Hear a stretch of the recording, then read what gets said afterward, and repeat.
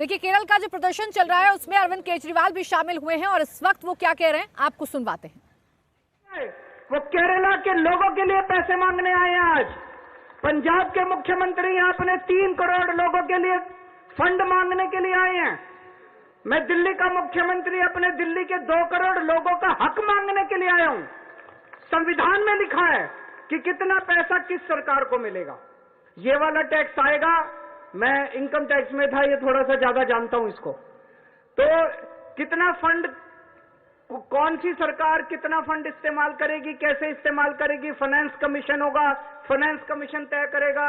ये पैसा केंद्र के पास जाएगा, ये पैसा राज्य सरकार। अरे जो हमारा हक है, हमारा नहीं, लोगों का हक है, केरला के लोगों का हक है, तमिलनाडु के लोगों का हक है, वेस्ट बंगाल के, पंजाब के, दिल्ली के लोगों का हक है।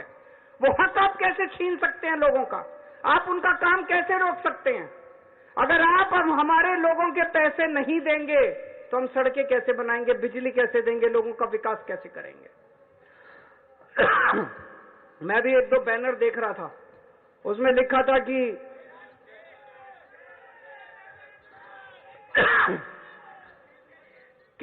केरला के 8400 करोड़ रुपए रोके हुए हैं। और मान साहब से मैं थोड़े दिन पहले बात कर रहा था, पंजाब के भी 8000 करोड़ से ज्यादा फंड रोके हुए हैं। अब एक फंड, अभी पंजाब सरकार थोड़े दिन पहले सुप्रीम कोर्ट में गई कि हमारा पैसा रिलीज नहीं कर रहे। आरडीएफ का पैसा, आरडीएफ लगभग 4-5 हजार करोड़ बनता है, 5500 करोड़ रुपया आरडीएफ का, रूरल डेवलपमेंट फंड का पैसा इस्तेमाल रिलीज नहीं कर रहे। केरल भी गया। सुप्रीम कोर्ट की हेयरिंग अब अगले हफ्ते फिक्स हुई है और तुरंत केंद्र सरकार से फोन आ गया, आइए बैठ के बात करते हैं। तो हम छोटी छोटी बातों के लिए सुप्रीम कोर्ट जाएंगे क्या? ये क्या बदतमीजी है? आप अपना काम क्यों नहीं करते? हम हर चीज के लिए सुप्रीम कोर्ट के पास और भी तो बहुत काम है। सुप्रीम कोर्ट भरा हुआ है केसेस से, जनता के केसेस से। हम अपने फंड लेने के लिए भी, हमें फंड लेने के लिए जंतर मंतर पे आके बैठना पड़ेगा।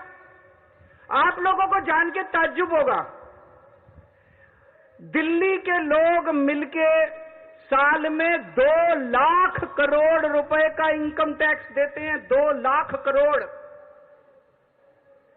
और उस 2 लाख करोड़ में से बदले में दिल्ली के लिए हमें कितना पैसा मिलता है, गेस कर सकते हैं आप लोग?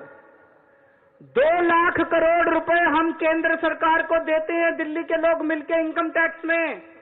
और उस 2 लाख करोड़ में से दिल्ली के लोगों को एक साल में 325 करोड़ रुपए मिलते हैं।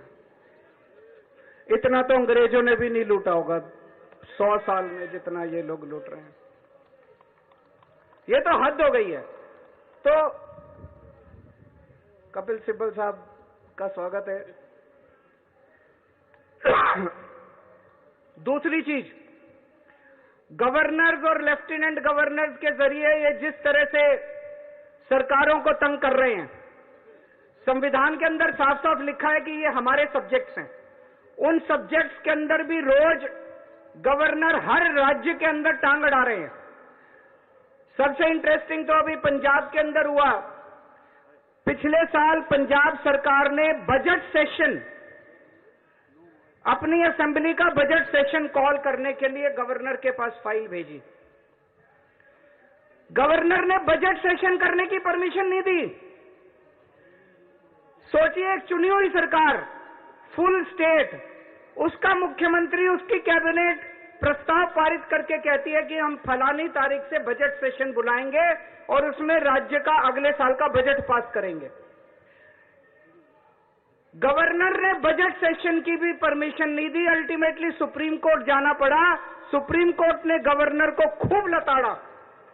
लेकिन प्रॉब्लम यह है कि इनको लताड़ का, गाली गलौज का, इनको सुप्रीम कोर्ट रोज लताड़ता है इन लोगों को, इनको कोई फर्क ही नहीं पड़ता।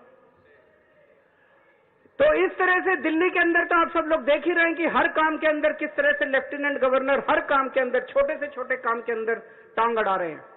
और तीसरा तरीका है ईडी। यह अब इनका एक नया हथियार आ गया, ईडी। अभी तक इस देश के अंदर यह कानून होता था कि अगर आपने कोई क्राइम किया तो उसकी जांच होती थी, फिर उसमें मुकदमा चलता था। मुकदमे में तय होता था कि कौन कौन दोषी है, कौन कौन निर्दोष है। जो दोषी है उसको सजा मिलती थी, वो जेल जाता था। मुकदमे के बाद मुकदमा खत्म होने के बाद आदमी जेल जाता था जिसको दोषी माना जाता था। अब अब तय कर लेते हैं कि इसको जेल भेजना है, तो उसको पकड़ लेते हैं, उसको जेल में डाल देते हैं, फिर सोचते हैं अब इस पे क्या मुकदमा करें, इस पे क्या केस बनाएं। फिर ये केस बनाते हैं और केस बनाने के बाद फिर वो तब तक जेल में रहता है जब तक कि मुकदमा पूरा ना हो जाए और वो निर्दोष साबित ना हो जाए। हमारे देश के अंदर 15-15 साल लग जाते हैं मुकदमे पूरे होने में, तो 15-15 साल किसी को भी पकड़ के जेल, यह भी पीएमएलए जो कानून लेके आए उसमें ही लिखा है कि जब तक उस आदमी को, किसी को भी पकड़ के जेल में डाल दो और जब तक उस आदमी का मुकदमा पूरा नहीं हो जाता, वो निर्दोष साबित नहीं हो जाता, तब तक वो जेल से बाहर नहीं आएगा। ये तो बहुत खतरनाक है। अभी हेमंत सोरेन साहब को इन्होंने जेल में डाल दिया, अभी तक उनके ऊपर कुछ भी साबित नहीं हुआ है, अभी उनके ऊपर मुकदमा नहीं चला है, अभी मुकदमा शुरू भी नहीं हुआ है, अभी जांच चल रही है। लेकिन अगर मुकदमे को 15 साल लगे तो हेमंत सोरेन साहब 15 साल जेल में रहेंगे। और ये तो किसी को भी कर दें, कल मुझे पकड़ के जेल में डाल देंगे, विजयन साहब को पकड़ के जेल में डाल देंगे, स्टैलिन साहब को पकड़ के जेल में डाल देंगे, सीतारमैया साहब को पकड़ के जेल में डाल देंगे, सुखविंदर जी को, किसी भी को भी पकड़ के जेल में डाल देंगे और सरकार गिरा देंगे। हेमंत सोरेन साहब को जेल में डाला, उसके बाद 48 घंटे तक ये लोग तोड़ने की कोशिश करते रहे, जेएमएम को तोड़ देते हैं। ये तो भगवान का भला और जेएमएम वालों का महान है, जेएमएम वाले जो टूटे नहीं इनके सामने। तो ये अब ये किसी भी को भी पकड़ के जेल में डाल देंगे, उसकी सरकार तोड़ देंगे और फिर अपनी सरकार बना लेंगे। ये क्या चल रहा है इस देश के अंदर? कह रहे हैं केजरीवाल भ्रष्ट है। मैं पूछना चाहता हूं, मैंने दिल्ली में बिजली सस्ती, बिजली फ्री कर दी दिल्ली के अंदर, मध्य प्रदेश में, गुजरात में, उत्तर प्रदेश में सबसे महंगी बिजली मिल रही है देश में। तो बिजली फ्री करने वाला चोर है कि बिजली महंगी करने वाला चोर है? दिल्ली में मैंने सबका इलाज मुफ्त कर दिया, चाहे गरीब हो चाहे अमीर हो, सरकारी अस्पताल में चले जाओ, सबका दवा दारू सब फ्री।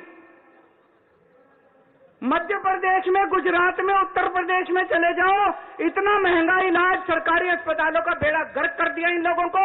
मैं पूछ रहा हूं, लोगों का इलाज फ्री करने वाला चोर है कि लोगों का इलाज महंगा करने वाला चोर है? किसी को भी पकड़ के चोर चोर चोर चोर चिल्लाना चालू कर देते हैं लोग।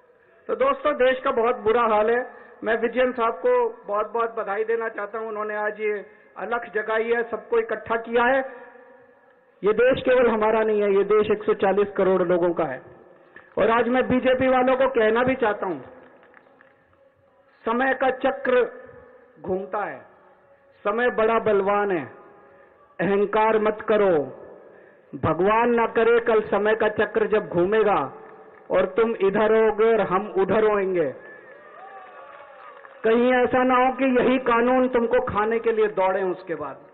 जय हिंद।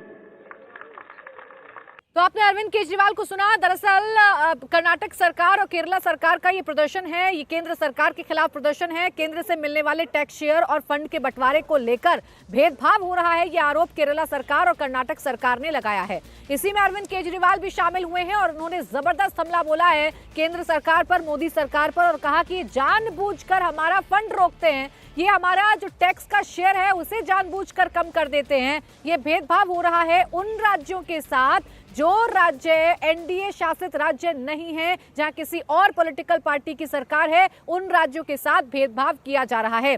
हालांकि अरविंद केजरीवाल ने यह भी कहा कि हमें छोटी छोटी बातों के लिए सुप्रीम कोर्ट जाना पड़ता है, और सुप्रीम कोर्ट जब दखलंदाजी करता है, सुप्रीम कोर्ट जब मौजूदा सरकार को फटकार लगाता है, तब जाकर ये बात करने के लिए तैयार होते हैं। ईडी का भी जिक्र अरविंद केजरीवाल कर रहे थे और कह रहे थे कि ये जबरदस्ती विपक्ष के नेताओं को जेल में डालने की कोशिश करते हैं। हेमंत सोरेन को जेल में डाल दिया, अभी तो मुकदमा उन पर शुरू भी नहीं हुआ है, उससे पहले ही हेमंत सोरेन को जेल में डाल दिया। और एक बार फिर से अरविंद केजरीवाल ने दोहरा दिया कि उन्हें जेल में डालने की कोशिश की जा रही है।